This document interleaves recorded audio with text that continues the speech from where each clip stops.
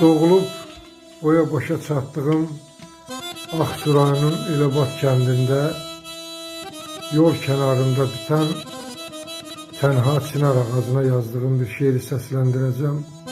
Buyurub dinləyin.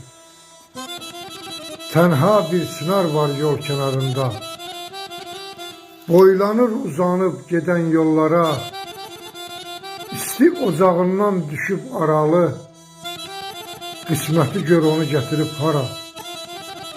Gecəsi, gündüzü yas içindədir, arzusu, istəyi qalıb gözündə, dərdini deməyə bir kimsəsi yox, tək tənha qalıbdı çölün düzündə.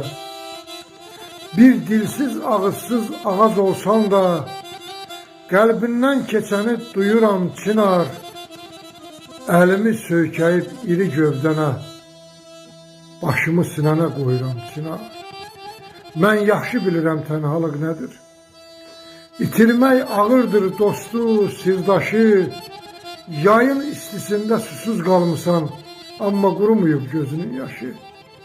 Qoynunda hər kəsə yer vermisən sən, bəs niyə nazını çəkən olmayıb? Gör neçə ildir ki tənha qalmısan, böyründə bir ağac əkən olmayıb.